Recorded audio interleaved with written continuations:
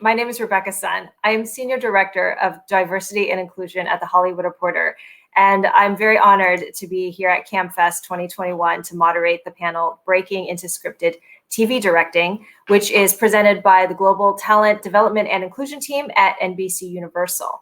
I wanted to start off by giving everybody a little bit of background, just brief background about what GTDI is.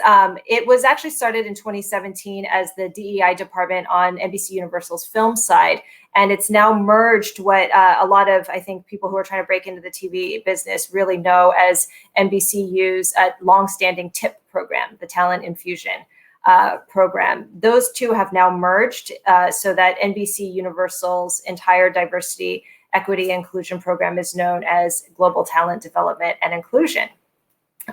Today's panel is about breaking into scripted TV directing, and we really want to go into two of the marquee programs that GTDI has, which are the Emerging Director Program and Female Forward. Female Forward obviously is for women directors, while Emerging Director is for non-white male or non-binary directors.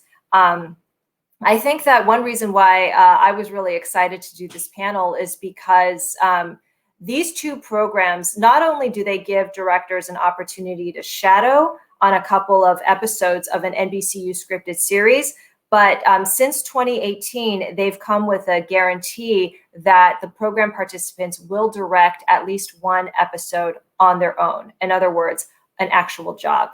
And in fact, out of the 17 directors who have come out of the first two completed cohorts, 14 of them have been invited, basically hired back to direct additional episodes within the NBCU universe, not to mention just, the rest of their career at other places as well. So we'll be discussing the panelists' experiences in this program, why getting that first episodic gig matters so much, and we'll offer some practical advice and some insight for anybody who's interested in applying for these programs in the future. Okay, let me bring on the panelists now and get started. We have four panelists today, two who come from comedy directing and two who come from drama. So I think there should hopefully be something for everybody. I'll go through and introduce them alphabetically. First, we have Heather Jack. She was actually part of the first female forward class that started, back in before times like 2018, 2019. Her episode from Female Forward was Superstore. Next, we have Kim Nguyen, who was part of the second class, which was the last pre-pandemic class, and she got to direct an episode of Brooklyn Nine-Nine. We'd like to welcome Mahesh Pailoor, who was also part of the most recent Emerging Directors class, and he directed an episode of The Blacklist. And finally, Dinh, who was part of Mahesh's class, and he directed an episode of New Amsterdam. So we'll get started with this conversation. If you guys have any questions, then look below your video screen. There should be a text box. Go ahead and type in your questions, and we'll reserve about 10 minutes at the end of the chat to go through as many of them as we can. So I wanted to start out by a little bit of scene setting.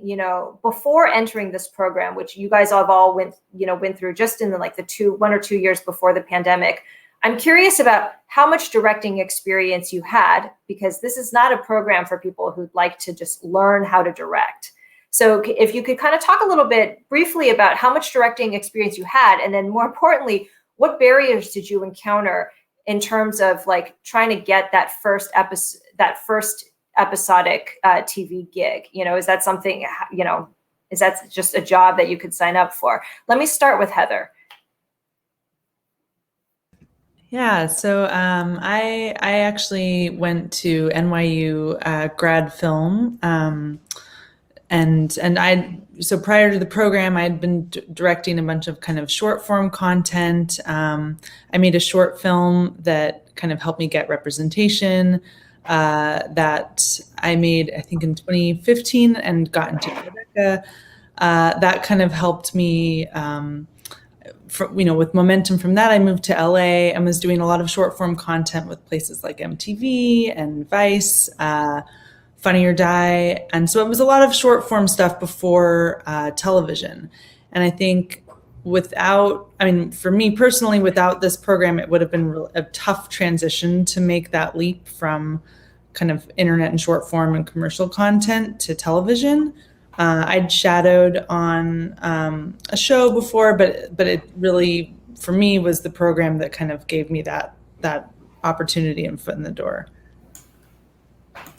You can pick the next person to go. Dinh. You want to talk about your experience? Heather. Hi, Dinh. We'll get you. Yeah, you get me on the other side.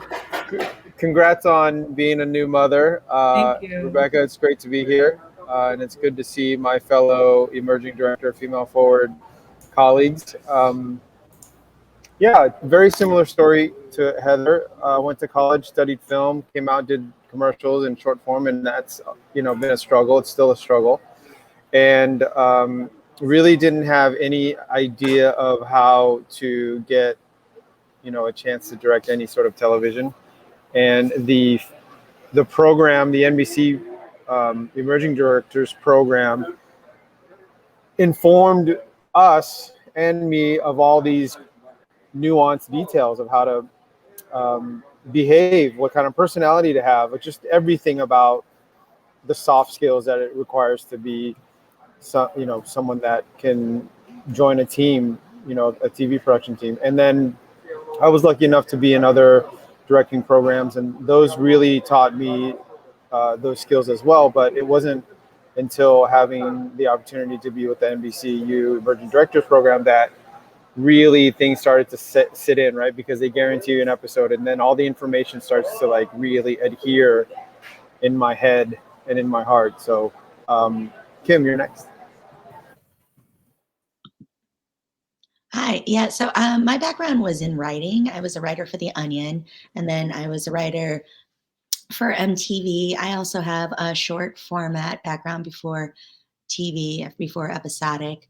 And I think that for myself, I'd had a lot of on-set experience. I definitely had a lot of experience in terms of working with actors.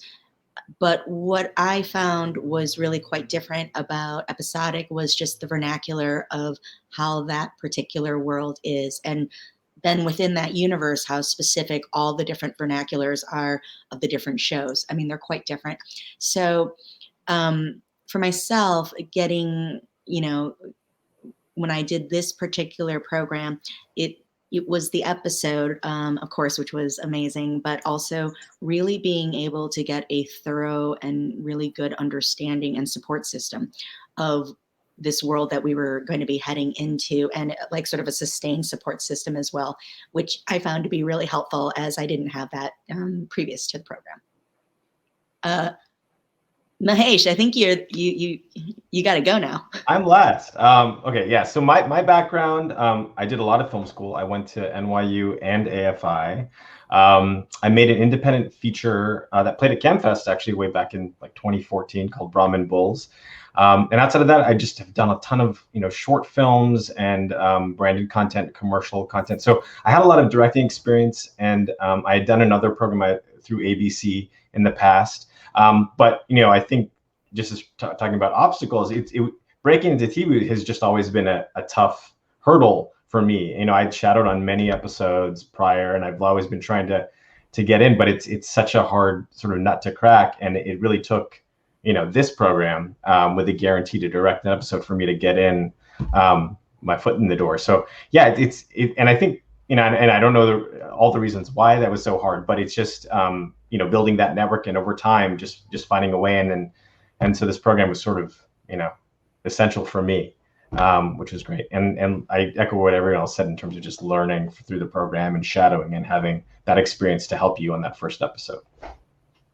You guys all kind of anticipated my next question, which was kind of going to be about because hearing all of your backgrounds, the two things emerge. One is you guys have an enormous wealth of directing experience, but also I think a lot of people, especially I think people from underrepresented backgrounds, you kind of do the rodeo of all the diversity programs that exist, right, in the industry. And so I'm not asking anybody to slag on any particular program that isn't, presented by the sponsor of this panel. But what are some elements which I think a lot of you have already hit on, and I think it's that episode guarantee. But even other things that you have found upon looking back to be real game changers for your career, like where it was either some sort of like technical knowledge that you or skill that you gained, or it was like sort of all of these like soft resources such as like connections or knowing, like, what really advanced you to the next step in getting the gig. We'll start with Dinh. Sure. That's a really great question, Rebecca. For me, it's the soft skills. It's the ability to ask the right questions, to connect with people, and then time sort of takes over and brings the pieces together in regards to the career. Of course, I think all of us are I won't speak for myself, but I'll speak for the rest of you guys. I think all of you guys are really talented storytellers and filmmakers and TV directors, and you're all great people. Like all that stuff has to already exist to try to like succeed in this industry. And when NBC taught us, and really focus on the importance of the soft skills of staying in touch, of building relationships. That seemed to be what pushed my opportunities over the edge. Like that really opened up the doors for me.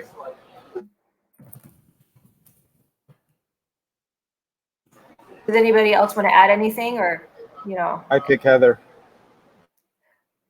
Heather and then Mahesh. Yeah, I think for me, I mean, shadowing, is part of the program. It's built in. Sorry, I dropped off for a second, so I'm not sure if we already talked about this. But shadowing for me was really vital. I think it was great to watch other directors and their different styles on set within the same show. So I could see like how the cast and the crew was already kind of interacting with this director. I could see how different directors approached working with the same, group of people, and then kind of get to like cherry pick what worked best or what I thought would work for me. And that was a really nice way to kind of come into a situation already prepared. Like you have, some people on the crew already, how some of the cast likes to work, and it really sets you up for success. So I think with or without this program, if you have the opportunity to shadow on a show, if you have the opportunity to observe, it helps you because you meet the people you'll be working with, and you get a chance to see how things already work, so that when you step in, you're a little bit better prepared. Mahesh, did you want to add something? Yeah, I mean, I think maybe just jumping off of what Dinh had said about soft skills, I found that to be maybe the biggest lesson and the thing that sort of helped the most. Because I think, there are a lot of talented filmmakers and directors. We're all of us here, and there are so many people, and it's to get that opportunity or chance. It's a lot of things that have to come together, and the soft skills are the things that really mean that, which is like the relationships that you're building, and they're meaningful relationships, not just like random connections here and there, but meaningful relationships and building them over time. I mentioned that it took me a long time, but like over the course of those years, it's like you have a relationship with some exec somewhere, and then they move somewhere else, and you're keeping in touch. And at some point, the show aligns with that exec, and you get that opportunity. So it takes all of that kind of work to kind of, I think, breaking, which is the stuff that you don't really think about, or I never thought about, particularly at film school, or even just like as a craft of being a director. Has nothing to do with talking with actors, has nothing to do with any of that stuff. It's just like, it's about, being part of a community and building those relationships, I think. I wanted to, since Heather talked about shadowing, let's dig into that a little bit more, because that's such a invaluable experience, I think, for a director, because you can have all the experience in the world on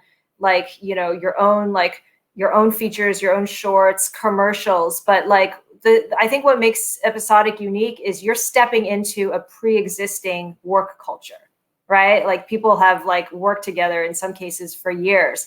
So I'd like to know, first of all, how did you work to sort of, integrate yourself into that pre-existing series culture? during your shadowing time? And also, like, how much shadowing time did you get? Let's start with Kim for that one. Yeah, sure.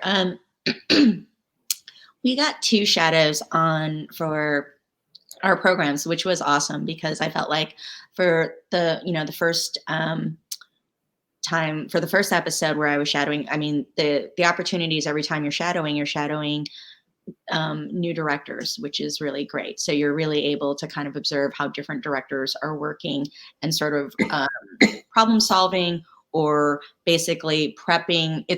That to me is one of the most valuable parts of the program, and really just in general in my career, because as directors, we often work in silos and we don't have the opportunity to really come together and share skill sets or tips and things like that, because you're usually working, everyone's really busy, and it's not really conducive to that. So that's a great opportunity and time to do that. I also find that it's like being prepared, when you are observing on a show to go direct it, or even if you're not going to direct it, I think it's so helpful to really understand the show. I think crew and cast and executives who are part of that show really appreciate that.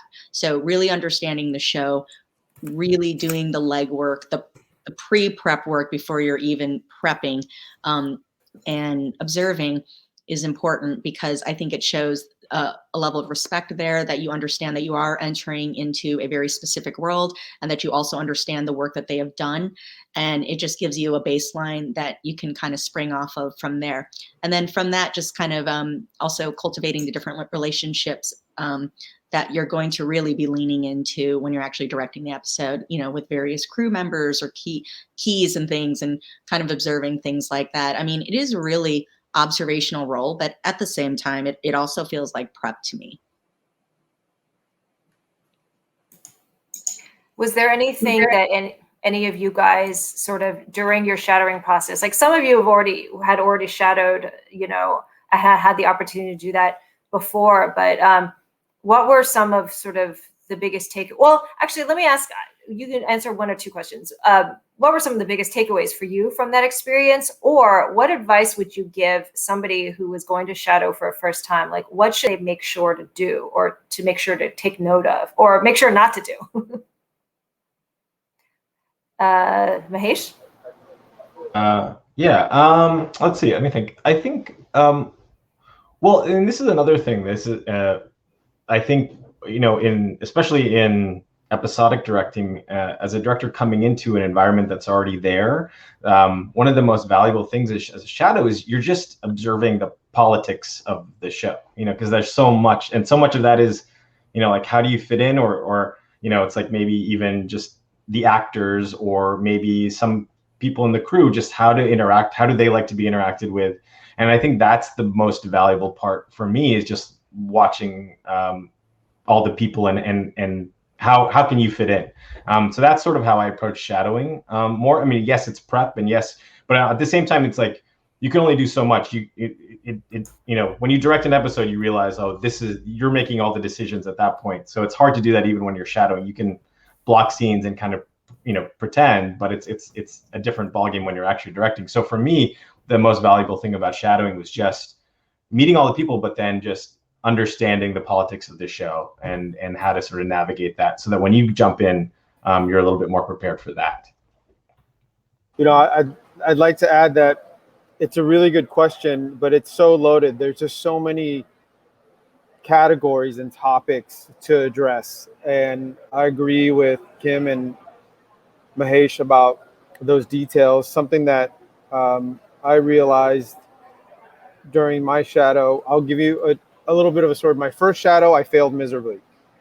I read the script once, and then the script was taken away, and then you show up on set and you're like, well, what am I doing? So that was not a great experience.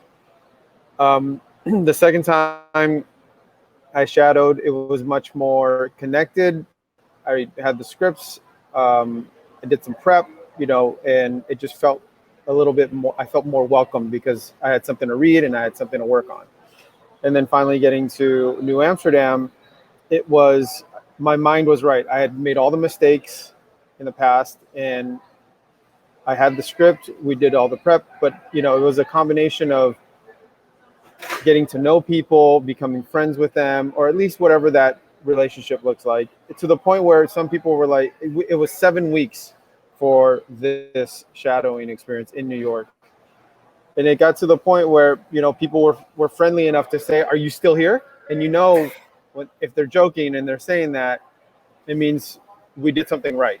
So it's everything. It's everything that we have learned on this planet and how to interact with each other, and it all comes to fruition when we're shadowing. Of course, small details. If you talk too much, you know how we feel about people that talk too much. If you don't talk enough, you know how you feel about people that don't talk enough. So, we got to sort of dial it in a little bit, if you will. That's such a helpful answer. Thanks for that, Dinh. The tricky thing too, I mean, I've said this about, because we all came from this program where we were guaranteed an episode. And so walking into a shadow experience like that is a totally different game, because when you're meeting people, it's like, hi, I'm directing a future episode. And there's a certain amount of, I don't know if it's respect or understanding that the people you're meeting can grant to a person who's like there to observe, because they know you're about to direct an episode. And you still have to do the same kind of things that Dinh was talking about, which is like, being socially aware, not gumming up the works, not being the person who asks too many questions, but not being the person who's like mute in the corner either. It's a delicate balance. But I've often said that without this program and the guarantee of an episode, I have a tough time understanding how someone converts a shadowing experience into that first directing job, because it is like, if you're a good shadow, you're observing, you're not, you're being kind of unobtrusive. But to be a director, you're the one like making decisions and kind of stepping up. So it's a combination of being able to observe the set you're on, but also like these soft skills. So you have some or some connection or some opportunity that someone sees something in you that says, yes, that person can direct. And that's a trickier thing to navigate than maybe coming through the program like we did. That's a really good point, because I feel like when you're shadowing and it's not for like a hypothetical future work experience of your own, you're shadowing and you're going to be back later that season to direct. It kind of raises the proverbial stakes for everybody, for yourself to really like soak in as much as you can. But I think also for just the people on that set, because they're like, this isn't just like somebody who I might never see again. Like, this person is going to be directing me or, directing our show. So they're invested in your success, I think, in a sort of more tangible way. One thing that the program, the organizers told me, that you're not shadowing like just like the episode right before the one you're scheduled to do. They give you a little bit of time in between on purpose for that prep period. Can you kind of share a little bit about what's involved in prepping for a TV episode? Like, literally, what do you do? And then also, do you have resources or people like from the program who are available to kind of help you through it should you have any questions? Let's start with Kim for that one. Yeah, sure. How to prep, like basically watching the series, obviously, understanding who is part of the series, the creators, the showrunners, executive producers, producing directors, if you have them, what their roles are. And I also like to know the history of where they've been before the current show that they're on as well. I think just in terms of like, as you're watching the shows, understanding the storylines, understanding the character arcs, all of that stuff is like super helpful. Reaching out to other directors who have done the show. I found the program was great that way, because we also had an advisory board, and also I felt like a lot of the execs were so supportive and were very frontal about offering their help about things. So they would be able to like connect me with other directors who had done the show previous. So I was able to like pick their brain a little bit, which was really helpful. And then just also just kind of knowing where they are in the current season, the episode that you're heading into, and basically what you're going to be basically kind of teeing up for the episodes after yours. I find it to be really immersive, the prep.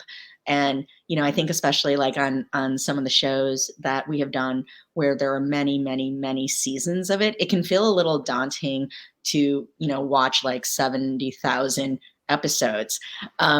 But I think it's just all part of it. And it's part of the fun of it too. It's like, so by the point when it's like you're walking on for your actual first official day of prep, you've done so much prep beforehand that I feel like really that's just more sort of like more the formalities of kind of like getting the episode going. And then I've got more questions left. Feel free to jump in if you wanted to say something about prep or tack it onto my next question, which is, when you're actually moving into the shooting, first of all, I'd just like to know, how did you guys feel when you were shooting that first TV episode, for the first time? What were you really glad you had done or you had done like prior, as part of your prep? And is there anything that, you would have gone back and done differently, or that you would advise, people who are going to be directing their first episode, like, hey, keep this in mind, do this, don't do this? Dinh. I know I talked, or Kim, go ahead. Go for it, Kim. I was going to say, like, I think there's so much that you can do on the technical and the prep part of it, but I really strongly suggest taking the time also to recognize how awesome it is and to really appreciate that feeling.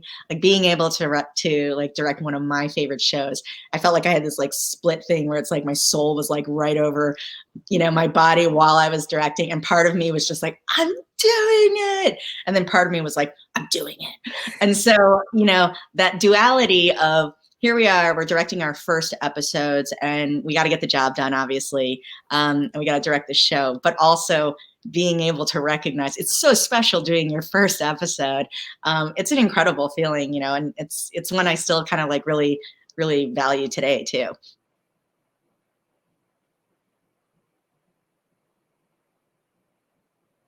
I mean, that experience sounds very idyllic to me, because I remember directing my first episode and feeling like intense pressure.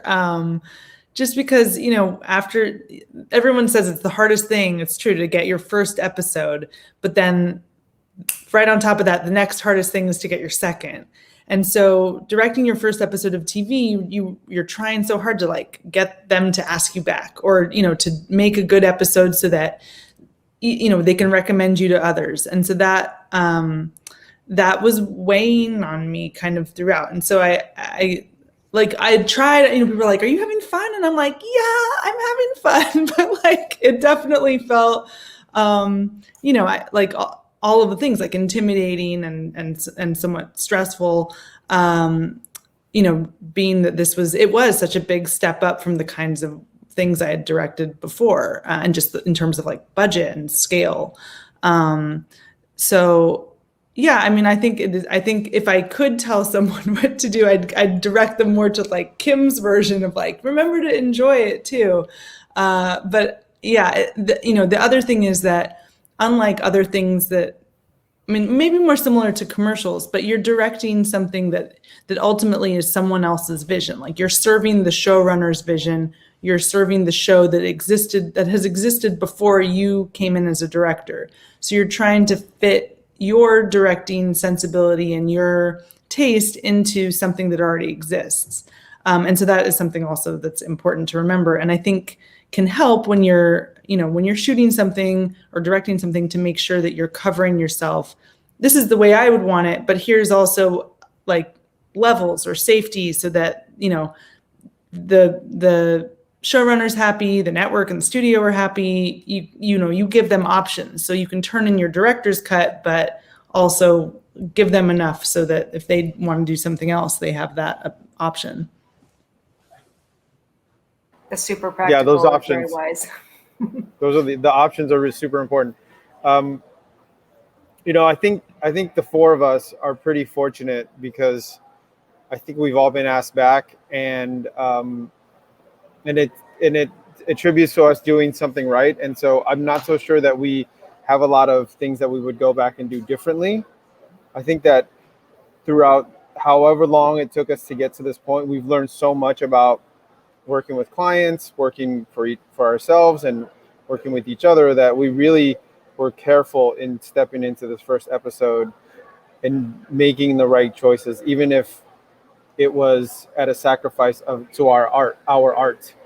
And so I think if someone who's listening and watching is going to have an opportunity to shadow, you're really there to make an impression. And my mistake in the first couple of shadowing opportunities was that I lacked that foresight to really make an impression, to really put in the work, to really, connect with people. And like Heather said, the NBCU program kind of set it up for success, right? Like, you're walking onto a set, you're going to direct something. So, be kind, be nice, and everything sort of falls into place. I wanted to make sure to have time to ask people about directing during COVID, or, just sort of how that sort of threw a wrench into everything. And so it's sort of it's a universal experience for anybody who's been working in the industry over the past year. And maybe I'll start with Mahesh for this, but just how did you adapt to that? Did you have to shoot anything during COVID and that sort of thing? Yeah, I directed an episode in February, March this year. And yeah, it's definitely different. But on the Blacklist, they had a really great system. I quarantined because I'm based in LA and the show shoots in New York. So I quarantined for about 4 days, I think, is what I quarantined for when I got there. But they just had a system of rapid testing every single day and a PCR test every third day. So that kind of caught anything that kind of was coming onto set. And then, we on the Blacklist, it was a little bit different. I know a lot of other shows wear face shields. We were just wearing face masks. So that, it actually was more normal than I expected it to be, or felt more normal than I expected it to be, which is really nice. So, the big shock was actually just being in quarantine for or being in lockdown for so long, and then going back to set and then realizing, oh, I can speak to someone, in a little bit closer proximity, than it's not just my family. But other than that, you get used to it pretty quickly. So it didn't seem to be that big of an obstacle that I had expected prior. I can tell that Dinh is, unless that's your walk-in closet, you're on set too. And how are things now in terms of, people are getting vaccinated, but what are conditions like? Yeah, I think Mahesh, hit it on the nose. It's like, it's getting to feel like it is pretty normal, and people are good. They're resilient and they're diligent, and they're making it easy to work. Of all the industries to have this COVID testing protocol, the film and TV industry was obviously the ones that can take it on, right? And find success and dial it in and have all these experiences to share. I was lucky to be on a DGA email chain where these super experienced directors were sharing their COVID experience. And so you could just see how the information is just being given to each other, shared to each other, just to improve each other's workflow. And so it feels like it's weird, but people aren't making it a big deal. It's part of our lives now. And so thankfully, Mm-hmm. And so, the last question I want to ask you guys before we move to the audience Q&A is, again, going back to that note about the importance of getting that first episode. How was your career changed from like sort of before your first episode of television and after? All four of you have been asked back by NBCU shows, but you've also done other things, too. Just what kind of difference maker did it make in your career to actually get a job directing an episode of TV for your resume? I'll start with Heather. For me, it's like night and day. It made all the difference in the world. The kinds of stuff that I was getting paid to do before. You know, you're running around with like a crew of 4 people, like someone's carrying the gear, someone's carrying snacks, and you kind of you know, grabbing stuff for MTV or Vice. There's much smaller scale. And now, I mean, I'm currently in New York on a show that has like, I don't know, like tons of extras and these enormous set pieces, and it's the kind of job that, you know, I have to like kind of pinch myself and say like, I can't believe that I'm directing something of this scale. And it's awesome. It's awesome. So this is in those moments I can be, you know, adopt a mentality more like Kim's and kind of be like, this is amazing. This is an amazing gift. And I'm so grateful to be, you know, to have this opportunity. But yeah, it's made all the difference for me. You can pick the next person. Kim, why don't you answer? Yeah, totally the same as Heather. It was such a massive game changer. I don't think I can probably stress enough. It really just was getting that first credit is so, I do think it's really massive. Yes, getting a second credit is also important, but there's such a difference between having 0 credits in episodic and having some experience in episodic. And it changes the course of so many meetings that the tenor previous to that, I think, were just like, you know, you're awesome. We love your background and your resume, and that's great. Our show doesn't really do first time directors, so as soon as you get that first one, and you know, I think that's like a very common thing that a lot of newer directors hear, which is like, you know, as soon as you get that first one or those first couple under your belt, then you know, then we can like look at you seriously and give you a slot. And that is exactly what happened. So, you know, the fact that it's like, we're all here and we've all directed during pandemic, and we have this pretty awesome momentum, in it really all sourcing from that very first episode. You know, I can't say enough good things about it, or just how great the momentum has built since then. Oh, Mahesh, you want to do it? Yeah. No, I agree. It definitely changes everything once you get that first episode. But I will say that and this is just me over the course of my career, it's like I've always, you know, had that thing where like you make something and then you know, I wait for the phone to ring, you know, and it never rings. You know, it's like always like, you know, and so I just want to keep that mentality. So like I'm always shooting stuff. I'm still like going back to like, you know, making a short with like, you know, 2 people or whatever, just to keep making stuff and to keep moving. So it has changed everything in terms of like a professional kind of environment, but I want to always keep that idea that you just got to keep moving forward and not wait for that phone to ring. And then Dinh. I've known Dinh for a few years, and it was so exciting to me to see you. I mean, you're directed episodes of TV, and yeah, Rebecca and I know each other from a mutual sort of friend that connected the 2 of us for a short that I did, and I think Rebecca covered the HBO event for that short, and so that's how we know each other. And you know, it took a tribe of people to get all 4 of us into this opportunity, and when I reflect back on it, because when Kim was talking, I was just daydreaming about all the people we met at the program and how they all pitched for us. They vetted us like this.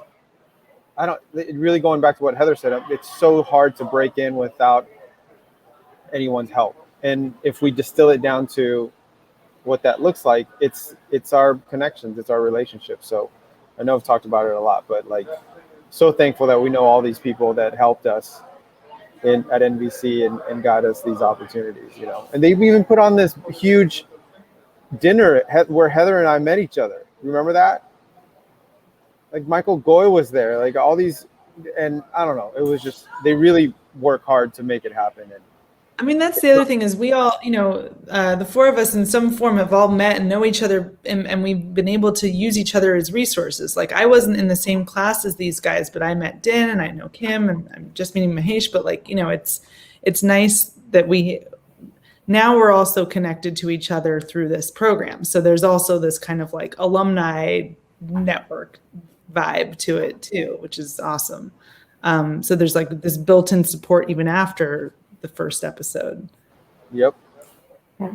And I think what's so incredible too is that, like, I mean, first of all, like just how much it's only been like a two or three short years since coming out of that program, and you guys are like, you guys are just now working TV directors, and as you continue to sort of like rise throughout the industry, that is a solid base of like solidarity and network where you can do a lot of things that trickle down for other people, as a community. And that gives me goosebumps to think about. Let's ask some audience questions. We've got a couple of good ones. Let me start. Kevin is wondering, out of like among indie features, short films, commercials, and other types of short form content, what do you think was the most helpful in getting you that first opportunity? I'm assuming that means like that sort of first opportunity to direct TV.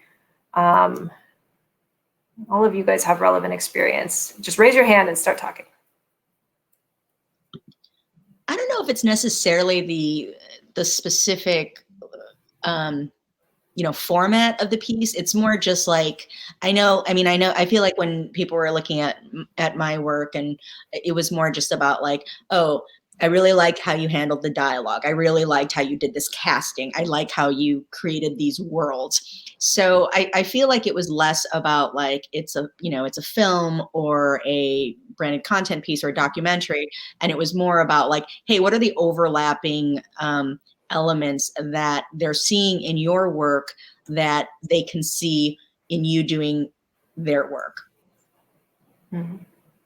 And just to add to Kim's thought there, she's worked with some really big effing stars, right? You can feel free to drop the names. We could just like pick them up for you. I know I don't know all of them, but I just remember that. So when Kim talks about that, that connective tissue, that's for her, that was, I think, one of the good things that shine from her work. Of course, her work is great, but it's those stars that helps an executive or a showrunner go, okay, yeah, you know how to handle yourself. For me, it was one short film, and it's still a blessing. People still watch it. Thank God that it still holds up. People still watch it and they still really like it. And that short film gets me more meetings. And then the credit of having directed television sort of makes everyone feel better about talking about future work. Yeah, I'd say the same as Dinh for me. Like I have a short that my agent still sends out, even with like the TV episode credits. Like it's the short that she sends out to be like, this is what she can do. Because again, like in television, it's if you do your job well, it's just going to be another episode of the show. So it will fit the tone, it will fit the vibe. But the short is like your own voice. It's like your own piece, and so that helped, I think, communicate like this is what her style is, or this is what her voice is, but she has the credits to back up and can work with your show too. That said, like I don't have a feature, I haven't made a feature, but my reps tell me that if I'd had a feature, like that can help you get pilot work, so different kinds of anything that you're making can be part of that body of work to help you get more work. So I think, and again, like to get into a program like this, I know some people came from features and some people came from short and branded content, but it's having something to get your foot in the door, even in addition to the TV credits. Yeah, and I would just add, and I think we've said it, but it's just I don't think it really matters necessarily like shorts in feature. I think it's just sensibility and voice, and if that can kind of come through in your work, that's what people respond to. So it can be any of those things, even commercials, anything. Mm-hmm. That's great. Tom wants to know, do you think that with the rise of anti-AAPI hate, that's sort of created more awareness of the importance of Asian American representation in the media? How do you think this might impact your characters or stories? And I guess that could go for whether you're servicing, a series that happens to have those themes, or maybe your own work. Feel free to answer that in either way. I was going to say, I think it's really, for myself, it's really important for me to align with shows and creators and showrunners that have an inclusive, diverse point of view, and that needs to be evidenced in their work and in their show. Because I think it's more increasingly important now, as we continue to build our platforms with the work that we're doing, that we're also representing things. I try to be really thoughtful about casting. I try to be really thoughtful about seeing who's on set and the diversity and the representation, not only when I'm on other people's shows, but also in thinking about my own personal projects too. We have a responsibility to continue to build the momentum for our community and also to help protect and support our community. But, that goes, it's so much easier to do that when there is the support for that. And the support for that comes from us continuing to do our own personal work within our careers, as well as spreading out our network with the different shows that we're also working with. Go ahead, Mahesh. Oh, you were just agreeing. I was just giving Kim a big thumbs up because I agree wholeheartedly. Yeah. And I've been pretty fortunate, I think, on the shows that I've worked on so far. And maybe it's because, you interview for shows. You don't just get hired without meeting with people. And so I think that there's probably some amount of, self-selection, like you meet people that vibe with you and vice versa. So on some of the shows I've been on, I feel like the showrunners, people have been interested in fostering diversity. So if, for example, like on Superstore, like they have a Filipino character, there's a Filipino writer, they're hiring me, a Filipino American director. Like there's an interest in telling that story or that character like authentically. So it's hiring people at different levels throughout the creative process, and it's not, and then casting, So I think yes, it needs to happen more on screen, but it also needs to happen at every step, at every stage behind the scenes, in order for that to ring true and to happen more frequently. Because it, there was just that report that it like about how few on-screen Asian American roles there are out there, and it's I think it all feeds into each other with I don't know, the way that the culture has been and the rise in violence lately, which has been really discouraging. But I think that with the awareness of it, you just hope that things will improve. Did you guys see that report that was like 46% of Americans can't name an Asian American? And then the most people could name was like Jackie Chan, who's not an Asian American. Well, I was surprised that the person who appears the most the most frequently appearing Asian character is The Rock. It's The Rock. I don't know, guys. Is that the best we can do? The Rock is responsible for 75% of Asian American representation. Yeah. No, it's The Rock and Keanu. Literally, those were the top two. It was The Rock with a double-digit appearances, and then the Keanu. I mean, yeah, I feel like we can do better. We can do more, Yeah.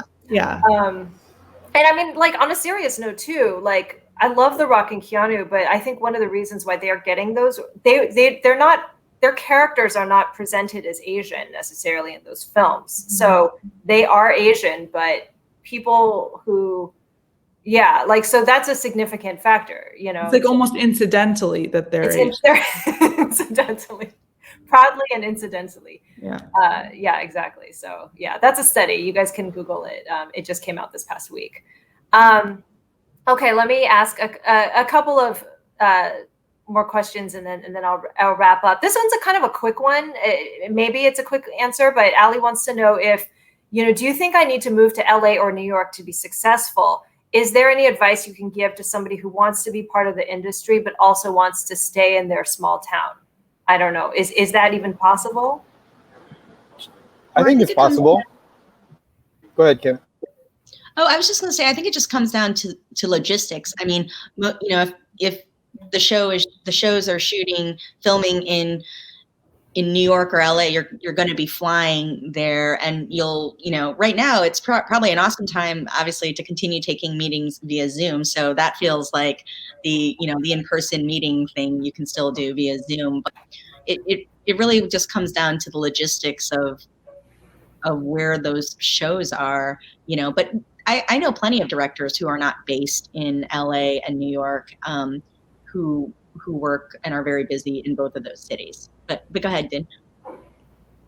I was going to say that it does benefit you to move there because you start building your community and you start working and making things in those places, and that also helps as well. I mean, who doesn't want to tell a story in New York? The whole place looks amazing. Yeah, I would add. I think breaking. I think it's different once you've already broken and you've sort of made it. Then I think you can kind of live anywhere. But you really do need to just build these relationships. And right now it's great. Yeah, you can do it over Zoom, and I think some of that will probably linger after. But in the beginning, the good thing about being in New York or LA or being around these kinds of networks is that you're just building these relationships, and that really is, I think, the big key. And you can do that in other places too. But I think it helps to be in New York or LA in the beginning, just to because a lot of other people are here and you're meeting all those people here. I think so too. I think there's just a mentality that people have in LA or in that people are nearby and here and oh, that person's, I don't know. I think that it helps. I think it helped me being in LA. Yeah, that's helpful. Yeah, especially when you're starting out, you just kind of want to give yourself the best odds possible. So the last question, this is just a fun popcorn one, and we'll go around really quickly with this. John wants to know, what has been your go-to quarantine TV show in the past year? So here's your chance to make a recommendation. I'm going to call on somebody if... I'll go. I revisited The Office because I felt like we would have time in quarantine, and I was able to rewatch. It's one of my favorite shows, and I really wanted to see something where people were in contained spaces without masks, breathing on each other and working together and just hanging out together all the time, to the point where they were getting on each other's nerves. It felt like it was, for me, my comfort show, and that's what I binged. Mm-hmm. Yeah, I rewatched all of Seinfeld, from the beginning. You don't have to name an NBC show, but no, I wasn't intentionally. Good one. Yeah. Now the other two you guys are on the spot to come up with something NBC. It really doesn't have to be NBC, honestly. I don't have a show that You're too busy making shows. Yeah, it was just watching stuff is weird for me. So I watch. Obviously, I've been watching a lot of Wu-Tang, but I can't think of anything else. That's what you're working on right now, just for people who don't know. Oh, it's online. It's online. Secret. All right. Cat's out of the bag. Only for the people watching. Yeah, I think what I've been watching. I mean, we had a baby over the pandemic too, second child, so it's been taking up all of our free time. But the shows that I've been watching, I love drama, so The Crown and Normal People were maybe my favorite shows that I watched over this pandemic year. Nice. I do have a show. I just remembered. I watch a lot of Cesar Millan, the dog whisperer. And I'll tell you why, because he breaks down human behavior and human connectivity in such a fascinating way that I try to adapt and use his lessons in real life. That's profound. I like that. Oh, thanks, Dinh, for that. And thank you to all of you guys, Heather, Mahesh, Kim, Dinh, for sharing your wisdom, sharing your experience with all of us. We want to thank, again, CamFest and Nbcuniversal for putting this panel together. If you want to learn more about the Global Talent Development and Inclusion team, and just learn more about their various programs, initiatives across both film and television, you can visit their website, universaltalentdevelopment.com. You can find them on social media at UniTalentDev on Facebook, Twitter, and Instagram. Thanks again to everybody for your time and for your engagement today. Enjoy the rest of your day. And big shout out to Patricia for interpreting for us.